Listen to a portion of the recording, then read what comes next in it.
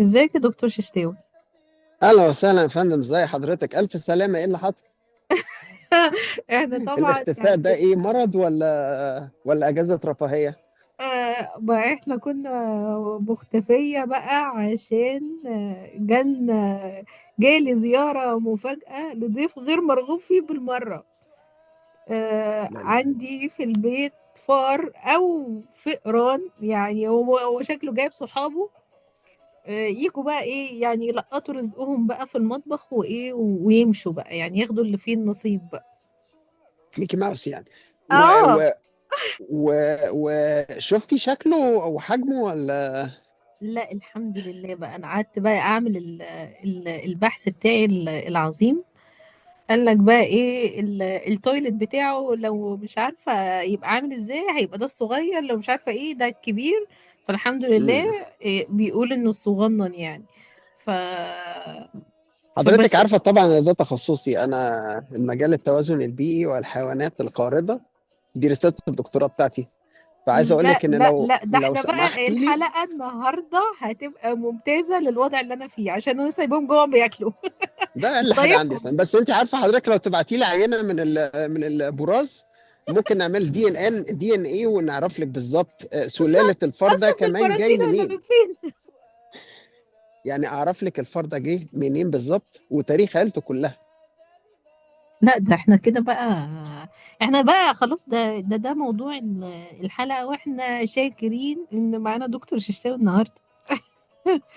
انا معاك يا فندم. احكي لي الاول كده ايه اللي حصل من اول، يعني اكتشفتي الاول الفار ازاي؟ ده السؤال اللي الناس دايما محتاجه تعرفه.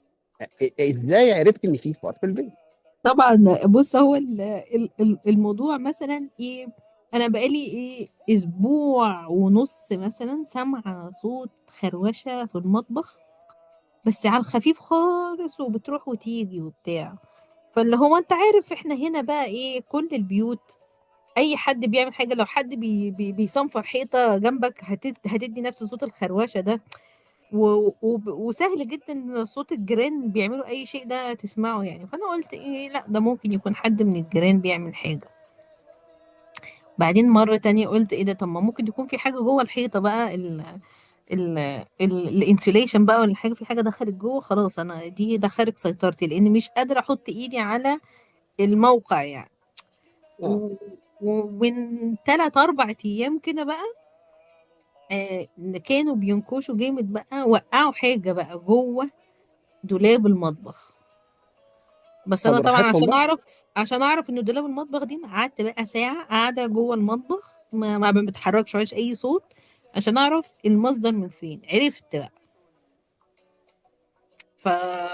خفت افتح عليهم الدولاب، خفت ازعجهم. وهم ما زالوا في نفس السبوت، في اه نفس الدولاب اللي في المطبخ. اه، الحمد لله. طيب هل الدولاب ده فيه اي اكل او معلبات، طب ولا هو ده، مجرد حلل وكده؟ لا ما هو بقى دي بقى ايه، انا جايه من مصر بقى وجايبه مكسرات بقى ولب وبتاع، قلت بس بقى. آه. فانا مم. حطاهم بقى، هم متغلفين ومقفولين وفي اكياسهم وبتاع عادي جدا.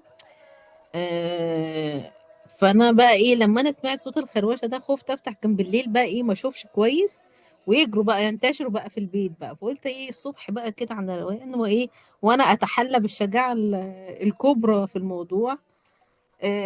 بس بقى فتحت وعينك ما تشوف الا النور بقى، مقزقزين اللب وسايبين لي القشر. الفستق نفس الكلام، سايبين لي القشر وواكلين الفستق. حاجه مجزره. فتحت اه. لقيت مجزره في الدولاب. اه. مم. وطبعا تريسز بقى للتويلت بتاعهم بقى. فخلاص كده انا، هو كده خلاص، ده مم. فار بقى او فئران، الله اعلم. طبعا رميتي اللب والمكسرات، ما طب سبتهوش هناك ليهم لما يرجعوا يكملوا؟ لا، مش للدرجه دي، احنا بنغذيهم.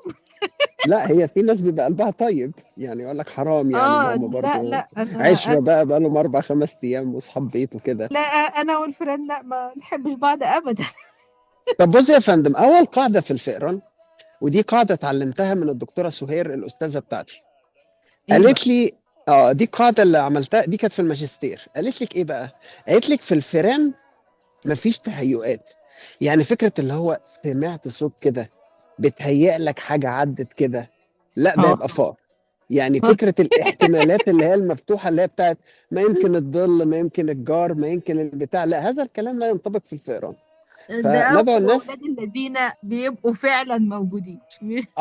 ندعو الناس الى الانتباه الحقيقي. لو حد اي قاعد كده يا جماعه وحس ان ايه حاجه جريت تحت رجله هو عند يا الكنبه، نهار. صوت عمل كده في البتاع، ياخذ حذره الحقيقي ويبدا يتعامل مع الموضوع على ان في فار بجد. دي اوكي. القاعده رقم واحد اللي كل الناس دايما بتكذب نفسها، وبيكتشفوا ان هو لا طلع فار وما طلعش تخيلات ولا اوهام. امم. دي القاعده الاولانيه. انا من تجربتي العميقه والطويله مع الفئران، لان جالي قبل كده نوعين جالي مره الفار اللي هو العادي، اللي هو المايس ده اللي احنا اه. عارفينه اللي بيجي البيوت. وجالي اه. مره رات. يا نهار ابيض. اه اللي هو بقى ايه، مش عرسه بس يعني حاجه من كده مقارب منها قطه صغننه. مم. ودي يا كانت نهار ابيض. مشكله كبيره جدا حصلت لي الحقيقه في مصر. كنت انا ساكن في منطقه من التجمعات السكنيه الجديده. امم. طب الامتدادات، الحاجات اللي هي زي التجمع الخامس والشيخ زايد وايا كان وكده، ايوه. اه. وفرحان بقى وفي البيت وبتاع. فعندي كده حديقه صغيره، جنينه صغيره يعني صغنطوطه كده، اه. نقدر نقول عليها تراس اوكي. في ظهر البيت، لان انا يعني دوبلكس. المهم كنت احب اطلع فيها بالليل، دي كانت متعتي في الحياه، اه. واعد النجوم وبتاع، وكان حلم حياتي يعني. امم. وبعدين الاقي فجاه كده فيها تندة وانا قاعد، حاجه بتجري اكن ولد عنده مثلا 7 سنين بيجري فوقي، يا دب دب نهار دب دب ابيض. دب دب دب. يا اه لا نهار يعني، ابيض. فانا برضو تعاملت مع الموضوع اللي هو ايه، يمكن نيزك مثلا وقع في الصين، يمكن بالظبط كده. يمكن مثلا في رعد بيجي واحنا في الصيف، بس هو مثلا امطار هتنزل مثلا في اليمن. يعني طول الوقت الانسان بيبقى بيكذب نفسه، اه. وبيروح للفرضيات اللي هو يمكن انا تعبان شويه، معايا مكالمه تليفون فالدبدبه دي مثلا في الخط وانا مش واخد بالي كده يعني. اه بالظبط، الى اي ان حاجه اي حاجه غير انه يا رب يا رب اللي انا فيه ده ما يبقاش مظبوط. لا، ما هو بيبقى الانسان ما عداش عليه الخبره دي قبل كده، فما اه. بيتخيلش بقى انه ممكن يدخل بيتي فار. وبعدين انا اول تعارف ما بيني وبين الفئران كان مع هذا الوحش الكاسر. اه. فالملخص، اوه. يعني انت اه تجربتك اه مع الرات على طول يعني. على طول. يا نهار ابيض. دي اوكي. كانت اول تجربه عجيبه الشأن يعني. فالمهم يا فندم، رحت عملت الحاجات اللي بيعملها اي مواطن ساذج في البدايه. بيروح السوبر ماركت الظريف، بيبص على الرف، بيلاقي هنا في لزقه، وهنا في صمغ، وهنا في علبه مكتوب عليها سم قاتل، والحاجات اللي هي اه. لعب اه. الاطفال ديت، اه. اللي هي اصلا لا ترتقي الى مستوى محاربه النمل. المهم، ف اوكي. فرحت بقى جبت كل ده. اه. قلت بقى نجيب كله بقى عشان ايه، يعني نخلص بقى، ما هو عقده بقى فار بقى وايه اه. القرف ده. وبعدين هو المشكله لو دخل البيت، ما هو بيجري طبعا. على التندة اللي هي على باب البيت، فده لو دخل مم. البيت انا هعزل، مش لاني بخاف من الفئران، بس لان ده مش فار عادي، ده يعني احنا ده بنتكلم في وحش. حاجه فعلا بالظبط. حجم القطه يعني. اه. فهعمل معاه ايه يعني؟ هضربه بالنار؟ هكلم له ايه يعني؟ هتصرف معاه ازاي؟ ده مش اه. فرحت جبت بقى ايه كل الحاجات، حط اللزقه هنا، حط المش عارف ايه هنا، حط الحاجات دي. الملخص اكلهم كلهم، اكل حتى اللزقه، مش مشي عليها، لا ده اكلها. اكل اللزقه. ده ما عندوش اي، ده بنتكلم في الجاينت يعني، اه. حاجه كده اه. اللي هو اه. البروفيشنال الكبير. اه. وبرضه يجي بالليل وفي نفس الوقت وانا قاعد اللذينه. امم. فبقى فبدات اتعايش مع الموضوع على ان هو زي ايه، خلي بالك من جيرانك. عارفه فيلم خلي بالك من جيرانك؟ عادل امام كان بيبقى اه. نايم، فؤاد المهندس كان بيبقى جاي ايه بالليل، اللي هو الحلوين ناموا ولا لسه، ويعدي وهو كده. يا خلاص نهار. ده اه. بقى ميكي ماوس صديقنا اللي ساكن جنبينا يعني، وده طريقه خط سيره فاستحمله. اه. اتاري بقى الفيران سكتنا له ودخل بحماره. هي دي السياسه بتاعت الفيران. يجيبوا بيبدا بقى الاول الجيش بقى. يجس نبض، اه. لقاكي بدأتي تتقبلي الفكرة يبدأ اه. يسوق فيها. اوكي. عجبك الموضوع بقى، ما تستغربيش هتلاقي على حجرك بقى يعني في اوضه النوم، يعني خلاص يا بقى، نهار. ما انت ما انت اديتي له بقى المساحه وهو بدأ يطمئن. اه. فهو الفار بيبدأ كده يعني تدريجيا، لحد ما بعد شويه بقى يزقك تعيش انت بره هو اللي يعيش جوه، ويبقى مبسوط بقى خلاص انا اه خدت اللب بالظبط. بتاعها بقى فوزه. ضحكت عليها وكده يعني. اه المهم، بالظبط. ده ممكن يطلب منك حاجات وانت مسافره مصر تجيبها له، اه يعني يقول لك اه. بقى انت عارف المكسرات دي بكام يا جزمة؟ المهم، ف المهم يا فندم، فرحت جبت كل الحاجات دي ما اشتغلتش. طب ايه يا اخوانا، ايه الموضوع، ايه بتاع؟ فكل واحد بيفتي. اه. انا كان عندي فار، واحسن حاجه اقول لك تجيب الجهاز الكهرباء الفلاني، هو غالي شويه بس مش عارف ايه. واحد تاني لا لا لا لا، هو انت جبت اللزقه المصري، انت لازم تجيب اللزقه الايطالي. واحد تالت لا لا لا مم. يا معلم سم، انت تروح بقى كده عند حد من اللي هم ايه، المحلات الحلوه القديمه دي، يديك سم يعني يموت بقره مش يموت فار. يديك اه. قرص غله تحطه يخلي فئران المنطقه كلها اوكي. تسيح تختفي. اه. فطبعا يعني مريت بمغامرات الله لا يوريكي، حوالي مثلا 15 يوم في هذا الامل، لحد ما في يوم كده في محل من المحلات المتواضعه جدا، المحلات اللي هي اللي بيسموها في مصر الخرداتيه والكده، اه. اه. اللي هو بتخش عنده تلاقي كل حاجه، يعني ممكن تجيبي من عنده طشط، تجيبي من عنده مش عارف ايه، اللي هو الراجل يعني بياكل عيش يعني، يا سلك المونيا اي حاجات من دي يعني. امم. وكان هذا الرجل اهم نقطه في البحث بتاعي، واللي خلاني بقى اعمل ماجستير في هذا الموضوع. الراجل ده مش فاكر انا قابلته ازاي، بس المهم يعني يعني الراجل ايه كان ايه هو سبب سبب الواقعه. الماجستير مش ايوه، الفار؟ لان انا هو انا كنت في مول كده صغير شعبي يعني، وبشتري اه. حاجات.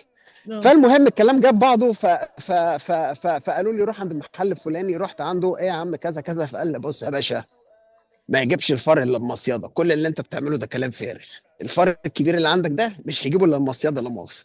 قلت اوكي. له ده انا كنت عايز اجيب له قطه. قال لي هي القطه فكره حلوه بس للفئران الصغيره، بس العرس بقى والفئران الكبيره ما يجيبهمش غير المصيده. اوكي. قلت له طيب. قال لي هو حجمه قد ايه؟ فشاورت له كده بايديا، عدد حاجه زي الدراع يعني. يا قال لي نهار خلاص، انا عندي قال لي انا بقى اجيب لك المصيده اللي ايه اللي تجيبه من الاخر. اه. طلع لي مصيده بقى مش اللي هي الصغيره المصريه العاديه القديمه دي. على فكره امم. يا جماعه، انا ادعو اي كل واحد بيسمعنا ان اللي اه. عنده مصيده في بيتهم او في بيت جدته او اوعى ترميها، لان الحصول الايام دي على مصائد جديده مش سهل، وانك تلاقيها بكواليتي كويس ده صعب. ده بقت حتى المصايد بقت مضروبة.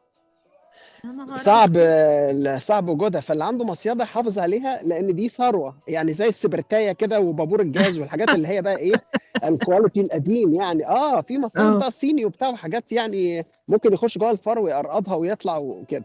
فاللي اه. عنده مصيده قديمه او حاجه ما يقرفش منها ويرميها، او يقول مثلا دي بتاع، لا لا لا لا لا لا، امم. ده تراث، ده يحطها فوق الدولاب، خليها ستاند باي. المهم انا جبت مصيده حلوه اه. محترمه، قاعده خشب تقيله، قصه كده يعني ايه، مصيده تتصوري معاها، اه. وحجمها كبير يعني عامل زي زي الشنط الهاند باج اللي بتتشال على يا على نهار الكتف ابيض. كده، او يعني حجمها مثلا 40 في 20 او بتاع، يعني حاجه حلوه يعني، اوكي. اوكي. او اكبر يعني. طيب، جبنا المصيده، ايه يا عم نعمل ايه؟ قال لي بص بقى، انت تحطها له بالليل ومش عارف ايه وبتاع وكده. فانا طبعا كأي مواطن طيب بيتفرج على الكرتون وهو صغير، رحت بقى جبت حطيت جبنه، امم. حطيت له بقى توم جيري بقى حته جبنه وبتاع، حطيتها في المصيده وبتاع، وما فيش اي حاجه طبعا، الفار بيعدي ولا اي حاجه يعني، انا بصفر واشاور له خد بالك الجبنه هنا، ها جبنه هنا، احط لك شويه مايونيز يعني، طب ايه؟ ما فيش، تجاهل امم. فظيع. بدات احرك المصيده احطها في خط سيره عشان يخبط فيها، طب بالعافيه ولا بالصدفه، ما فيش برضه اي تجاهل. فرجعت لا للراجل قلت والله. له يا عم، ده قلت خبرة. له كان عم ده مقطع مش فاكر، بطاقته. فرجع عم ابراهيم ده ولا مش فاكر كان اسمه ايه. قلت له يا سيدي انا جيت والمصيده وبتاع وانت قلت لي وكده. الراجل متجاهلها خالص، ده شكله حافظ شكلها وسلاله الفيران اه. كلهم، دي مصيده. اه. قال لي هو انت حطيت فيها ايه؟ جبنه ولا ايه؟ قلت له اه. قال لي طب ليه جبنه؟ قلت له احط قوطه. قال لي قوطه يا عم، بص عشان اجيب لك من الاخر، حط كبده. قلت له كبده؟ قال كبده؟ لي ما يا يجيبش. نهار ابيض. اه ده كبده فعلا ده اللي عشان جاي يتغذى يعني. ليه بقى؟ لان الكبده كلها دم، امم. وبتنقط طبعا دم وكده، امم. زي ما كل الناس عارفه، وريحتها بتجذب الفار. حتى لو الفار خايف يدخل جوه المكان ده وحاسس بخطر، مش هيقدر يمسك نفسه ولا يقاوم، وهيتجه تجاه الكبده 1000%. قال لي هي الكبده. قلت له طب الكبده احط عليها سم ولا اه. بتاع؟ قال لي لا، سم ليه؟ هو هيخش جوه المصيده خلاص. قلت له طب ماشي، امم. انت متاكد يعني؟ قال لي جرب يا باشا. رحت فعلا، حته كبده صغيره قطعتها، علقتها، حطيتها في المصيده، وانا راجل اصلا فاقد الامل يعني، بعمل التجارب ديت فور فن يعني. امم. و... وقفلت البتاع الباب ودخلت. بعد دقيقه بالظبط، دقيقه ايه، يمكن 30 ثانيه، يا قفلت. نهار ابيض. انا تخيلت ان انا حطيتها في وضع غلط، اه. فقفلت على نفسها يعني. اقول اه. مش يعني، قلت ايه بقى الرخامه دي؟ اه. فبفتح كده بحسن نيه وطالع، لقيت بقى الاخ جوه، و... ويمكن ديله كمان بره من كبره، يعني جزء من ديله بره وجوه المصيده، وبيبص لي كده واسود كده وحاجه بقى صعبه يعني، وبيبص لي كده بعينين اللي هو ايه كده تعملها فيا. اه. واتحبس جوه طبعا، انا شفته. وهنا جه السؤال اللي ما سالتوش لنفسي خالص لما اشتريت المصيده: وايه هتعمل ايه الخطوه بقى؟ القادمه؟ ايه هي الخطوه القادمه في ما هو ده اللي انا بقوله لنفسي بقى. ده بقى السؤال الصعب. ده ناقشناه في رساله الدكتوراه. بس المهم، ملخص الموضوع يعني، طبعا انا يعني مش هنخاف من حاجه جوه قفص، بس اه. هو تقريبا اكتر شيء مقرف مر عليا في حياتي. معلش ده يعني، الناس ممكن اه. تشوفني يعني هنا بهزر او مرفه او بتاع يعني. في انسان ممكن يقرف من حاجه وانسان تاني ما يعرفش منها. انا اه. بالنسبه لي ده كان يعني منظر اللي هو مش هينفع اشيلك يعني. بالظبط. فجبت كده شاب غفير كده عندنا في المنطقه، من الولاد اللي بيطلعوا يعني يشتغلوا كده اه. ياكلوا عيش وبتاع. اه. قلت له يا ابني دلوقتي عندنا كذا كذا كذا. قال لي يا باشا ماشي، بس هات لي اي حته قماشه ولا حاجه ارميها عليه عشان انا بقرف. قلت له طيب ماشي. ماشي. هو قام جاي واخد المصيده. كان شاب كده ظريف يعني. ف وبعد كده لقيته رايح جردل الميه. احنا عندنا خراطيم ميه بره عشان الجناين والحاجات دي وبتاع. اه. الجردل كان ماليه ميه، وقام واخد المصيده وحاطط المصيده جوه الجردل، وكميه بقى فقاقيع وهواء طالع. وانا تعاطفت جدا مع الفار، لان طبعا طريقه بشعه في موت، وانا اه. تخيلت ان هو هياخد المصيده ويفتح له في مكان، اه. او يديله سم، او يعني مش مهم بقى يعني هيموت باي طريقه اه. غير الطريقه بتاعت الغرق دي. اه. فلقيته حاطه في البتاع، وطبعا الجردل بدا يتهز يمين وشمال ومقاومه يا وبتاع، وكان نهار طشه ميه ابيض. وبقى قليل وبتاع. ما هو ما في حاجه كبيره جوه مأساة. بتموت. اه، مأساة. فانا طبعا يعني عايز ايه ازعق له، وفي نفس الوقت ده الراجل جنان. بيعمل لي خدمه اه. مدفوعه الاجر لكنها خدمه برضه، اه. فلازم ابقى ذوق معاه. فقلت له انت بتعمل كده ليه؟ انا يعني يعني ما ترميها وخلاص في اي حته ويموت من الجوع، من اي حاجه هيرجعوا من تاني. بتاع. لا، قال لي يا باشا عشان ادي لك المصيده. وقام فتح المصيده. يا وايه، وطبعا اه. وبعد ما الفار مات والفار ايه نزل جوه في الميه، الحرقه دي رعب ها. اه. وقام ايه فاتح المصيده وقال لي اتفضل بقى. قلت له اتفضل إيه؟ انت فاكر ان انا هاخدها تاني؟ خلاص كده مش شكرا. بالظبط. يا باشا دي مصيده حلوه، حرام تفرط فيها. قلت له دي هديه مني ليك يا ابني يعني. يا بالظبط. باشا لا، قصدي هيجي لك فيران تانيه، ف... فاستخدمها، وهتضطر تروح تشتري واحده تانيه من الراجل. وقتها ما كانتش رخيصه برضه يعني. اه. قلت له طب بقى نضفها لي تنظيفه كويسه. قال لي هنضفها ونظبطها نحطها في الشمس وبتاع وعادي يعني، ما جراش حاجه، ما فيش جواها دم ولا بتاع. اه. خدنا المصيده، ظبطناها وكله تمام، واخد بالك. وحطيت حته كبده وقلت اسيبها، يمكن فار تاني مجنون يجي بكره ولا بعده. اه. اه. قفلت الشباك، وكأن الفيلم بتاع احمد حلمي شغال، ديب، تك. ايه ده، لا انا بتهزر؟ بجد بقى شعري بقى كان هيقع اللي هو ايه. اه. لا ده أنا كده مش بالظبط. هلاحق عليكم مصايد بقى. ده انا بالظبط. كده دي بقت شغلانتي اه. يعني. بالظبط. ده مش دراسة، لا. فطلعت طلعت بره، لحقت الولد بسرعه، قلت له الحق. قال لي ايه يا باشا، في فار تاني؟ قلت له، قال لي اه، ما هو كده هتلاقي يعني ايه، حد من عيلته هو اتاخر فجاي يبص عليه. هما كده بيجوا بيعيشوا مع بعض كده، عائلات. اه. قلت له طب وبعدين؟ قال لي ولا حاجه يا باشا، ما تقلقش، الجردل اهو البتاع. دخل. الحقيقه كان فار اصغر شويه، بس ما زال برضه بنتكلم في حاجه كده 20 مثلا، في وات ايفر، بس 20 امم. سم مثلا او حاجه، يعني حاجه برضه كده جاينت يعني. امم. وتخان بقى، يعني شكل الارنب.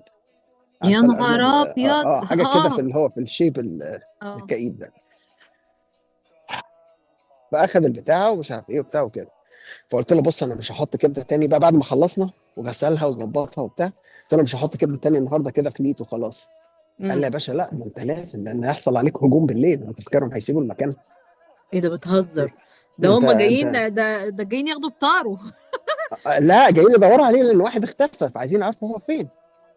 اوكي. فقال لي فقال لي جواز هيحصل عتريس من فؤاد باطل. فقلت له طب وبعدين بقى ايه الحل؟ فقال لي الحل بقى ان انت تفوت يومين وهم يزهقوا، يا ما تحط لهم المصيده. المهم عشان ما نزهقش الناس، آه، ونقعد نرغي في نفس السيناريو. تقريبا اصطدت حوالي 5 فئران، وبعد كده اي جيف اب. خلاص. ليه بقى؟ لان في اه. المناطق اللي هي الصحراويه والاماكن الجديده، اه. التجمعات الجديده السكنيه، عدد تعداد يعني الفئران فيها اكتر من البشر، فمش ده هيخلصوا. حقيقي، ما في ردم وفي بنا وبتاع، بيجيب الكلام ده كتير. هو ده البيئه بتاعتهم. احنا اه. اللي اه. دخلاء على البيئه، فلازم نتعايش معاهم اه. ونعمل طرق اخرى لمكافحتهم. غير ده يعني ايه؟ في امم. زرع ممكن بيتزرع بيعمل ريحه سيئه. في اه. ناس بتحط سلك بتاع اللي هو زي بتاع الناموس وبتاع، بس بيبقى صلب فما يعرفوش يعدوا ما منه، بيحطوه يعرفوش. في الجنة. اه. اوكي. لكن مش هنقدر نخليهم يطلعوا الا بقى اللي بيربي حيوان اليف، وده لا. بيبقى جوه البيوت، لان الرات كبير بيتعامل اه. في الجناين وعلى اطراف البيت، بس ما يحبش يدخل البيت. اه. الفيران الصغيره هي اللي بتدخل البيت. وفي مصر بقى في فيران بتخش من الخرطوم بتاع غساله الهدوم، واللي بيخش من الخرطوم بتاع، يعني في طبعا بيخش من التواليت وبتاع. في امم. مغامرات كتير جدا بقى، مش يعني الناس عارفاها اه. اكتر من اي حد. فالفار اللي بيخش جوه في مصر في البيت ده، القطه، مش زي ما الناس فاكره القطه بتجيبه بقى وتجري وراه وتصطاده وبتاع. هما اه. بيشموا بعض، فهو بيبقى عارف ان البيت ده فيه قط. اه. فمن الاول كده بيحترموا يعني خصوصيات بعض، وبيعملوا اه. لبعض دي هيبه. المنطقة دي منطقتها خلاص، نروح منطقة تانية ايه وبتاع. اللي مدخلني بيت فيه قطه يعني؟ ما يمكن تطلع اه. مجنونه وبتخربش وبتعض ومصروعه وبتاع. طب ليه المهاترات؟ ما انا اشوف لي بيت تاني، ما اصحابه مش موجودين اصلا. اه. حبكه البيت اللي فيه قطه، اللي هو من اول ما اخش هتهرشني وتقعد تصرخ وتجري وتفضحني. فبيتجنبوا البيوت اللي فيها القطط. امم. والمعلومه الاخيره بقى اللي عايز اقولها لحضرتك، ودي كتير من الناس ما تعرفهاش: الكلاب امم. في مقاومه الفئران افضل من القطط. ياه. لا. امم انا ليه؟ انا انا بربي ده وبربي ده. اه. لان القطه في جزء من الغريزه عندها هو الصيد. اه. فممكن تجيب الفار وتصطاده وتقعد تلعب بيه، وتشقلبه يمين وشمال وتزحلقه وتفضل تعذب فيه وبتاع. عبيطة يعني. لا مش عبيطه، بتتسلى، ده غريزه. اه. ففي الاخر مش ده اللي احنا عايزينه يحصل في البيت عندنا، ان الموضوع يتقلب سيرك ومهرجان. اه. والفار يقعد يجري تحت الكنبه، وهي تطلع له من بتاع وتجيله من اليمين وتجيله من الشمال وبتاع، هيتقلب الموضوع يعني فوضى. مش هو ده الهدف. امم. الكلب لا، الكلب وظيفته البروتكشن، الحمايه. فده عدو داخل البيت، فلازم اقضي عليه. اه. فلو اوكي. لمح بس فار، هياخد موقف فيري اجريسيف في لحظه، ينتهي بالقتل مع سبق الاصرار والترصد في لحظه.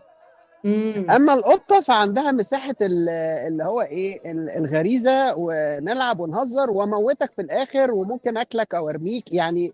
حواديت كتير. الكلب مش هياكل الفار. القطه على حسب، لو اه. جعانه، لو تربيه بيوت، تربيه شوارع، قطه دمويه، على حسب بقى ايه، حاجات كتيره. بس في الغالب برضو يعني مش هتاكله كاملا، لكن ممكن تاكل مثلا ديل وعضتين كده بتاع تدوقه يعني. واحنا مش اه. عايزين برضو القطه بتاعتنا يجيلها امراض من بس كده. ده قصة. وهي دي تجربتك المريرة في مصر، ولا كان في تجارب مختلفة مع الفئران؟ احييك على السؤال. السؤال ده يا فندم مهم جدا، لان انا دايما بقول للناس ان الفار ده هو سبب تغير مجرى حياتي. لان انا بسبب رساله الدكتوراه اللي انا عملتها في مصر ديت جالي اه. السكولارشيب اللي طلعت بيها ودرست بره، وبقيت بدرس بره بقى التخصص ده. لا لا، مش معقولة للدرجة دي. اه طبعا. فرحت بقى حضرتك انجلترا. اه. دي اول بلد، اوكسفورد، عارفه طبعا وطبعا اوكسفورد. انت احسنت الاختيار يا دكتور ششتاوي، ده انجلترا دي مقر انا ما الفئران. كنتش عارف. انا ما اه. كنتش عارف.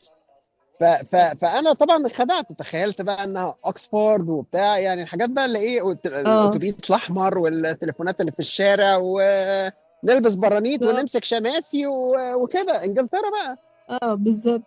فما كنتش فاهم طبعا ايه الموضوع. فالمهم حضرتك، عشان ايه، في محطات كده هنعدي عليها سريعا. كنت قاعد في الاول كده في بيت ايجار ظريف كده، واخد روم ميت، يعني روم شيرنج مع حد يعني. اه. ف لحد ما الاقي المكان الخاص بتاعي. فالمهم ارجع بالليل وانا داخل الانترنس بتاع البيت، المدخل يعني اللي بره، اللي هو اه. الجنينه، المدخل اللي اه. بره قبل ما نخش البتاع. الاقي كده يعني كلب كده قاعد. فاللي هو ابص له كده، اللي هو يعني قاعد ليه يا ابني هنا واصحابك سايبينك؟ كلب اه. بوميرينيان شكله اه. او حاجه كده. مش اه. فاهم يعني كلب كده صغنطوط يعني. مم. واول ما شافني يجري، واول مش عارف ايه بتاع، لحد ما في يوم اخدت بالي ان ده ثعلب مش كلب. يا نهار ابيض. انا طبعا عقلي مش متخيل ان هناك ثعالب اللي هي بنشوفها في الكتب بتاعت الحضانه وفي التلفزيونات دي موجوده في وسط البشر وبتقعد قدام البيوت وفي الشوارع وبتاع. يعني بالظبط. عقلي ما يفهمش يعني ايه يعني حيوانات الاربنز والحاجات وبتاع. احنا عندنا قطط في انا مصر. فعلا لما جيت انجلترا كانت دي صدمتي، ان هم ده بيتمشوا مفاجاه ما عادي حدش بيقول لنا كده. عليها. امم. بالظبط. ده في ناس بقى بتاكلهم وتتصور معاهم وتحبهم تفتح لهم البيوت، يعني تعاملوا معاهم على ان هو يا نهار ابيض. بينموا الثروه البيئيه بتاعتهم. الحيوانية. المهم، فرحت حضرتك بقى سالت في الجامعه، وكانت المشرفه بتاعتي دكتوره. بس انت فاكره في مصر كانت الدكتوره اسمها ايه؟ سهير. هنا اه. الدكتوره اسمها سو. شوفي الصدف. المهم، ده في فدكتوره سو. علاقة طردية مم. مع ما هو الفئران. بقى النظام البيئي كله ماشي في يعني سيستم واحد تقريبا. المهم، فيا دكتور كذا، دي بروفيسوره كبيره، فقالت اه. لي لا، ده الثعالب مهم عندنا هنا لصيد الفئران. فانا عديت الجمله وما اهتمتش طبعا. يعني انا يعني تخصصي مش الفئران بس، انا القوارض والزواحف والحاجات اه. ديت كلها. فعديتها كده، اللي هو فئران ايه يعني اللي عندكم؟ انجلترا دي نظيفه وغابات وشوارع وبتاع. اتاري بقى انجلترا ديت اكبر بلد في الكوكب فيها فئران. وبيوت اه. انجلترا القديمه، ده حقيقي. حضرتك بقى ايه، للأسف. متخصصه في النواحي المعماريه والحاجات بتاعت البيوت اه. وكده. البيوت القديمه مبنيه بطريقه بحيث ان الفيران تقريبا مش البيزمنت ولا الاندر جراوند، ما اعرفش هنسميه ايه، اللي هو تحت الارض، الحته بتاعت الاساسات، حولوها الى يعني غابات من الفئران.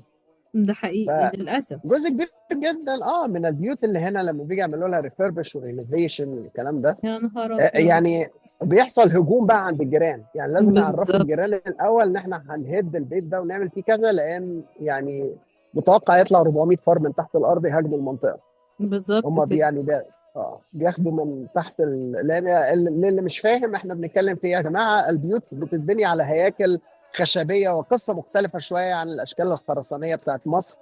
فبيبقى في مساحه في بعض الاماكن ان هم يخترقوا، يعني ما بين الخرسانه والخشب وطبقات العزل وكده، خاصه اه. الحاجات القديمه مع كتر الامطار والتآكل. ويعني قصص بقى الدكتوره ممكن تبقى تشرحها احسن مننا بما ان هي خبيره في المسلح. فالمهم، فحضرتك انا برضو ما اهتمتش. اه. فالمهم رحت بقى بيت تاني بتاع زميل ليا، راجل كده ظريف، قال لي اقعد في البيت عندي لحد ما عقد البيت اللي انت اجرته يجهز. المهم عشان دي كلها تفاصيل كتيره، رحت اه. قعدت في البيت واسمع صوت في المطبخ. بتاع بالليل زي الصوت اللي عند حضرتك. اه، ما فانا انا كنت تخيلت انها عايشه ميه في معاهم المواسير. دلوقتي. انا تخيلت بقى انها ميه في المواسير بقى، يعني اه. لما حد بيفتح الميه فوق كان امم. عند الجيران، فصوت اه. مواسير الصرف بيعمل كده يعني. التخيلات اللي هي البدائيه الساذجه، راجل طيب. اي. فالصوت مستمر. اه. فمره اثنين ثلاثه بدات يعني مش اتضايق بس استغرب. هو اه. ليه يعني الناس بتستخدم؟ لان دايما بيحصل كمان بالليل متاخر الساعه 2 بالليل مثلا. فمين اه. اللي بيقعد يغسل مواعين عند الجيران الساعه 2 بالليل ده بالظبط يعني؟ بالظبط. فالمهم رحت سالت دكتور زميل، قال لي لا ده فار يا حبيبي، ده بس ده فار. قلت له فار؟ لا لا لا مش امم. فار. قال لي لا فار. ايه اللي مش فار؟ ده فار مش تحت الحوض وفي المطبخ وفي المنطقه اللي هي بتاع فار، وبيخشوا بيرقدوا في ادوات نظافه ولا في اكل ولا في حاجه مرميه هناك. امم. فطبعا انا مش هروح لصاحب البيت اللي هو عامل معايا خدمه ومديني بيت شبه مجاني اه. مقعدني فيه اقول له انت بيتك فيه فار واتخانق معاه؟ مش يعني مش بالظبط مش هينفع. بالظبط. فرحت سالته بطريقه شيك، هو راجل مهندس كمبيوتر جيك. قلت له امم. حضرتك دلوقتي لو في حد عنده فار في البيت في انجلترا بيتعامل معاه ازاي؟ فابتسم لي ابتسامه صفراء تؤكد ان هو صديق قديم لعائله الفئران اللي موجوده عنده في البيت. قال لي فهمتك، عشان الصوت اللي تحت الحوض. يا قلت له نهار ابيض، ده قلت له ده متعايش ميه. معاه. قلت له ده ميه ومواسير وكده. قال لي لا ده فار. ما قلت شاء الله. له، قال لي تعالى اوريك حاجه. قام فتح اللابتوب وقام مطلع لي ايه بقى؟ كان مركب ويب كامز بسنسور تبدا اوكي. تعمل موشن ديتكشن. ويب كام عاديه موجوده في مصر وفي يا كل نهار حته، ابيض. يا وفيها نهار. نايت فيجن، رؤيه اه. ليليه. بس هي بتعمل اوتو ديتكشن لما يبقى في اجسام متحركه. على فكره يا جماعه الكاميرا دي موجوده في مصر، بتتباع في العتبه في المهندسين في الدقي في كل حته في مصر، مش اختراع يعني. اه. فبس يمكن من 10 سنين كانت يعني اختراع، دلوقتي موجوده في اي حته يعني. فهو كان موصلها على الابلكيشن بتاعت الموبايل وبيسجل على الكلاود لما الفار، فعنده الفايلات. فبدا يوريه الفار بيخش منين، بيعمل ايه، بيتحرك. كل ده متصور بالنايت فيجن، حاطط كاميرتين وعامل ايه. طبعا هو واخد الموضوع لانه زميل، فواخد الموضوع بشكل يعني دراسه. دراسة عايز بالظبط يعرف كده. مساراتهم وايه نوع الاكل اللي بيحبوه اكتر، يحط لهم هنا بلو بيريز، يحط لهم هنا فراوله، يحط لهم هنا لحمه، يحط لهم هنا عايز يعرف ايه اللي اجزامهم ده ما اكتر. شاء الله. ب- اه. بيدخلوا كجروبس متخصصين بقى يا فندم، اه. حاجه كده زي العلم والايمان. فقلت له طيب انت ليه ما تخلصتش من الفئران؟ اه. فبص لي بصه ان انا الرجل القاسي، قاسي ال- القلب ال- ال- طبعا. اللي جاي البلد عندهم بمنحه دراسيه عشان ابوظ التوازن البيئي. الايكو سيستم بالظبط كده. قال لي ايه ده انت عايزني اموت الفار؟ قلت له إيه يعني ما فار يعني ومات. قال لي ومين اللي ياكل الزواحف التانيه ويتغذى عليها؟ ده يعمل خلل بيئي. وانا لما اموت الفار الثعلب ياكل ايه؟ ما هو الثعلب بياكل الفار والفار بياكل الصرصار والصرصار بياكل النمله والنمله بتاكل السكر وكده. اه. قلت له وانا باكل في نفسي انا لازم بقى المهرجان ده يحصل في بيتي يعني ولا ايه؟ مش ما يروحوا يعملوه في الغابه، ما الدنيا كبيره واسعه. قال لك لا ما ينفعش ما ينفعش يا فندم انت بتقوله ده. قلت له ده يعني هل ده ضد القوانين ولا واقع ولا بتاع؟ قال لي لا مش ضد القوانين ولا واقع، لكن ضد المبادئ الانسانيه اوكي. اللي انت بتقوله ده. و- فطبعا يعني سكت وقلت خلاص هم يومين وهنسيب البيت من عنده. وبقيت بعد كده لما باجي ادور على بيت تاني، الشرط الاساسي اللي انا بساله دائما هل في فران هنا؟ فيقولوا لي لا حول الله يا رب هل هنا في فران؟ فاكتشفت ان لازم الواحد يروح يسكن بقى في العمارات الحديثه الجديده اللي هي المبنيه اللي بيبقى فيها عزل جيد وكذا، ولكن برضه الموضوع لا يخلو من الفئران. اه طبعا. طب. عشان يعني. برضه الناس ما يجيلهاش تصور خاطئ ان الشعب الانجليزي قاعد يعني الفئران بتجري في رجل البنطلون. لا في هنا شركات بيتس كنترول يا جماعه، يعني بالنسبه للساكنين في العمارات وكده او مأجرين بيوتهم عن طريق وكالات او ايجنسيز، بتبقى الشركات دي متخصصه وبتيجي وعندها مصايد واجهزه كهربائيه وحواديت كده بيتعاملوا مع الامور دي. هي المشكله بتبقى لما بتروح تأجر بيتك من شخص مالك بيت وبيته مثلا قديم وبالمناسبه البيوت القديمه دي بتبقى غاليه وشكلها راقي في مناطق افضل، مش بيت اه. قديم يعني حاجه كهنه، بس الناس اه برضو تبقى بالظبط. فاهمه. الحاجات المعماريه اللي زي مثلا بيوت وسط البلد في القاهره وجاردن سيتي والحاجات دي. ف فالبيوت دي غالبا بيبقى الملاك بيتعاملوا بشكل مباشر، ما بيستخدموش وكالات للايجار، وما يبقاش فيه التعاقدات اللي هي بتضمن حقوق الشخص اذا حصل اعطال او اخطاء او دخول حيوانات او الحاجات دي. فبتيجي تكلم حضرتك اللي انت مأجر منه يقول لك انا مالي اتصرف انا، او لا لا اه. لا مفيش فار انت بتتخيل، او انا مشغول هكلمك كمان اسبوع انا مسافر في اسبانيا، يعني حركات من دي يعني. امم. فبيبدا الشخص بقى ايه، يتصرف في هذه الموضوع. بالظبط. هي طبعا يعني انا كانت صدمتي في موضوع الفيران ده لما بتبقى ماشي بقى في شارع يعني في مطاعم او كده، لان دايما الحته اللي هي الالويز بقى اللي هي فيها السيرفيس وكده، هي دي اللي بتلاقي بيه فيها بقى ايه، فيران فيران كتيره. وكانت دي كانت اول صدمه ليا ان الفيران موجوده بالكثره دي. يعني تصدق انا عشت على قد ما عشت في مصر، انا ما افتكرش ان انا في يوم انا ماشيه في الشارع كده لقيت فار بيجري، يعني فاهم. الكومن كان بالنسبه لي الصرصار ده موجود في كل حته عادي، انما الفيران كده تبقى ماشيه في الشوارع، يعني كانت دي بالنسبه لي كانت احد الصدمات الحضاريه الكبرى هنا. لا في بصراحه. في مصر عرس، في عرس طبعا في مصر. عرس. اه في عرس اه. اه وبنتعايش معاه، بتنزل تحت العربيات تخش جوه الشكمان بتاع حاجات كده يعني. هو هي العرسه مؤدبه يعني، اول ما بتشوف الانسان بتجري وتسيب المكان اللي هو كان فيه، بس هي برضه ممكن تخرب في عفشه العربيات وكده. مصر بقى يا فندم، حضرتك حطيتي ايدك على النقطه المهمه. ليه ما فيش في مصر فران كتيره بنشوفها في الشارع؟ لسببين. اه ليه بقى يا دكتور؟ اقول لك ليه. اولا، في انجلترا اماكن المطاعم ديت لازم نوضح ان المطاعم في انجلترا ما بيدخلهاش فيران، ولو دخلها بس ربع فار المطعم كله هيتقفل والدنيا هتتقلب. اه طبعا. ولكن الطرقات والشوارع الخارجيه بيبقى فيها اكل مرمي مش من المطاعم خالص يا جماعه، ولا الزباله بتاعت المطاعم. ده بيبقى فيها واحد كده دخل جاب سندوتش اخذ منه قطمتين ورماه لانه مثلا مش جعان او سكران او مهمل او وقع منه في الشارع او بتاع. فبيبقى فيه فرص ان يحصل وجود اكل. طفل ماشي مثلا بكيس شيبسي زي بتاع ماكدونالدز او بتاع ايا كان مثلا، فوقع منه كام شيبسيه في الارض. بيبقى في فرص لتواجد طعام في المناطق المحيطه بالمطاعم. وزي ما حضرتك عارفه في ناس تروح تشتري اكل وتقعد تاكل في الشارع، بيبقى اكل اه. اصلا تكاوي وعربيات اكل ومش عارف ايه كده. فبيبقى دايما بيقع بواقي اكل. اه. في مصر الموضوع مختلف، احنا ما عندناش اكل في الشارع. احنا ممكن يبقى عندنا زباله في بعض الاماكن، ولكن فكره ان يبقى في اكل في الشارع لا. ممكن يبقى في مخلفات طعام، حد قشر كوسه، قشر بطيخ، قشر بتاع، والحاجات دي مش جذابه قوي للفئران. هو الفار في الاخر برضه عايز الاكل المغري الحقيقه يعني. دي يعني ده النقطه. النقطه الثانيه، بينقوا يعني.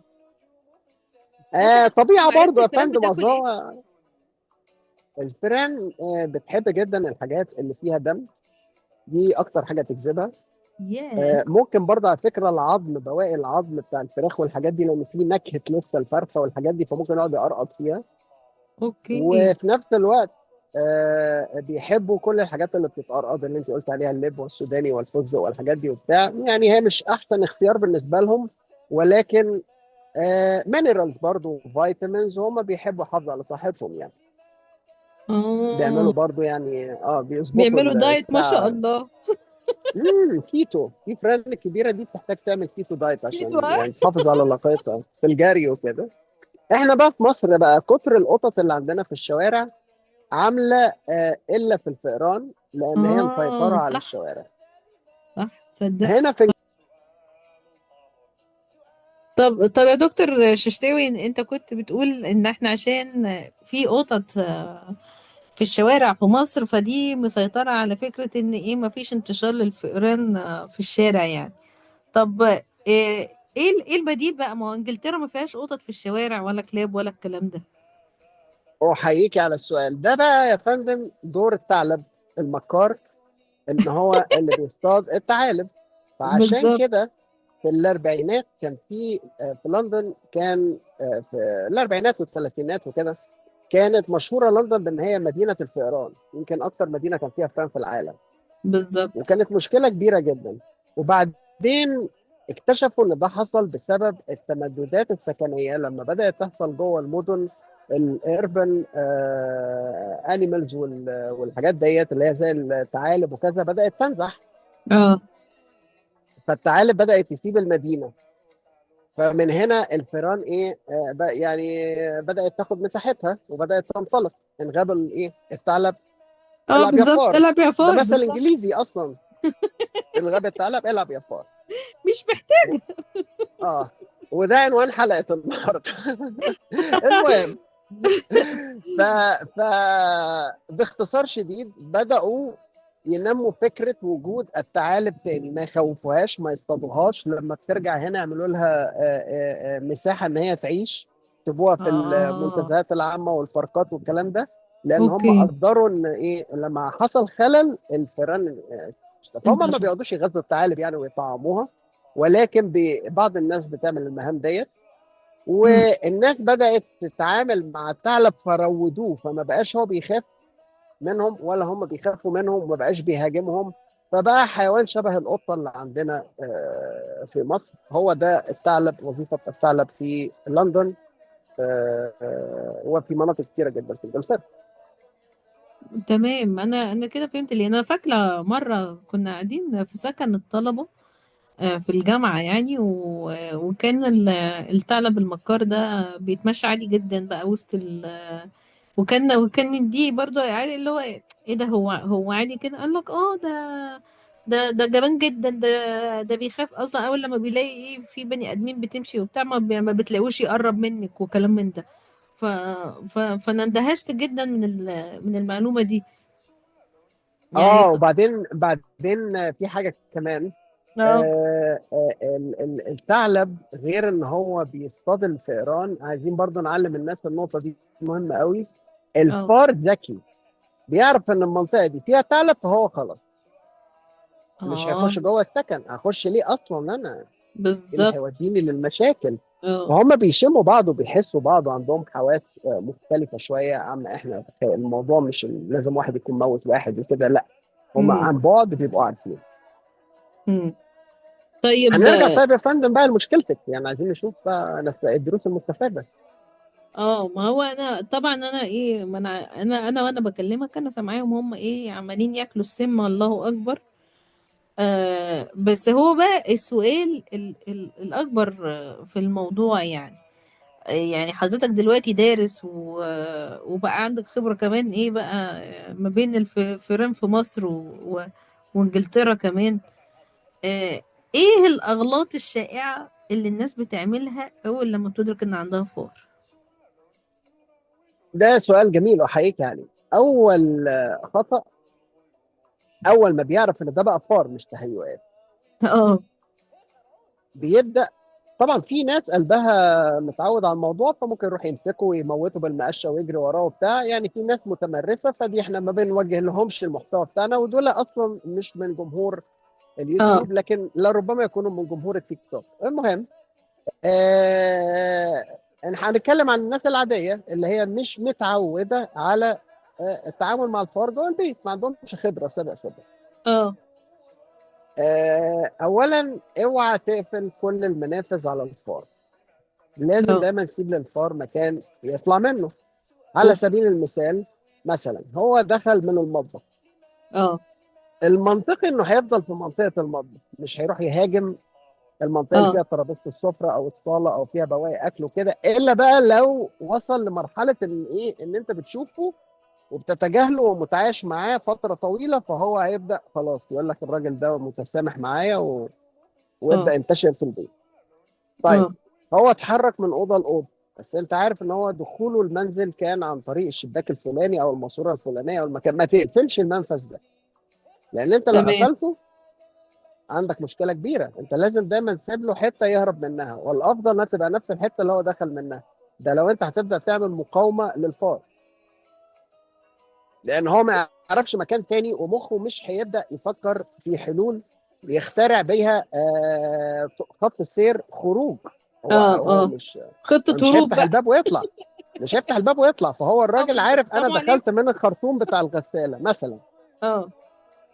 فيبقى ما ينفعش تسد الخرطوم والفار لسه جوه، اصبر لما الفار يخلع من التواليت او من الخرطوم او من الخرم اللي في الحيطه او في الشباك اه او بتاع، وبعدين ابقى سده. لكن في ناس تعمل تصرف العكس، لا فار مش عارف ايه بتاع ده مستخبي في البيت، هات لي الواد بسرعه يسد الخرم الفلاني لحسن بقيه الفيران تيجي. لا انت كده طب واللي جوه ده هيطلع ازاي؟ يعني بالظبط. انت فاكر نفسك مش تموته الاول ولا تصطاده؟ اه دي اول خطأ. الخطأ الثاني احنا قلناه في وسط الكلام، وهي فكره اللجوء الى مستحضرات التجميل والميك اب اللي بيتباعوا في السوبر ماركت والزخانات على ان هي اشياء تقتل الفئران. زي ما حضرتك شايف، فكل يوم بتحط لهم السم، هم بيخلصوها يعملوا كوبايه شاي ويقعدوا برضه ومفيش اي مشكله. فالحاجات ننبه الناس ان هذه السموم والاشياء اللي بتتباع بتبقى لها معايير، بحيث انها يعني ما تاثرش غير تقريبا على الناموس والنمل، عشان ما حدش ياخدها يستخدمها بكميات كبيره في ايذاء البشر او الاطفال او قتل الناس. فبتبقى يعني الماده القاتله اللي جوه شبه ملهاش لازمه خالص. لو اه فار محترم أو واكل كويس هتجيب له شويه تلبك معوي او حاجه او اسهال او شويه مغص وممكن ما ياكلش حاجه اصلا، يحبها ويبقى متعود عليها واكلها بكده كتير وجهاز مناعته متظبط عليه. اه لان اوقات كتيره بتبقى اصلا اعشاب اكتر ما هي كيماويات كمان، ونركز في المكتوب على العلبه هنلاقي الفرق موجود في واحده بتشتري. طيب اللزقه ومش اللزقه، هي مقززه بتظبط، بس غالبا اللزقه بتظبط بنسبه 99%، 9 من 10 في صاحب البيت. يعني صاحب البيت بيجي يحط اللزقه وينساها ويعدي فتلزق في جزمته في الشبشب في الجلابيه في الحاجات دي. فانتبه، هجيب اللزقه اعرف انها هي اللي هتصطادك، في الغالب مش هتصطاد الفار، هي هتصطادك انت. مأساة. فانا ما انصحش باللزقه عشان هي فكره بتاع. اما بس بالنسبه بقى للصمغ اللي بيجيبوه ويحطوه ده على كرتونه ومش كرتونه وكده، اه فوفر فلوسك. ده ممكن تجيبه الحماده لو في الحضانه طالبين منه حاجات كده قص ولزق ومهارات يدويه، يستخدموا كده زي الاوهو والامير طب ما انت كده يا دكتور انت قفلتها لهم. لا ده لسه فيها يا فندم الاجهزه بقى بتاعت الذبذبات والالترا ساوند والكلام ده جميله جدا بقى. الاجهزه دي منتشره بقى، اللي هي اه الاجهزه اللي بتيجي من الصين ديت، تقول لك ده بقى الفار كان معدي وجا قدامها واتشل كده ورجع ورا اللي هي الاوهام بالظبط. ديت. اه طيب عشان ما نظلمش الاجهزه ديت يا جماعه، بتشتغل بموجات فوق صوتيه كده، بتاثر على كل القوارض والحيوانات وبتطردها من البيت، ولكن هذه الاجهزه بتجيب فعاليه بعد عده ايام. يعني مش انا حطيت الجهاز من اول يوم فالفرح يخلع، لا هي فعلا النوع كويس فيها والمحترم. اه متاكد لو هنجيب حاجه من امازون او سايب عليها ريفيوهات وناس مجرباها او من ايا كان، ما نروحش نجيب اه حاجه كده من الشارع وخلاص.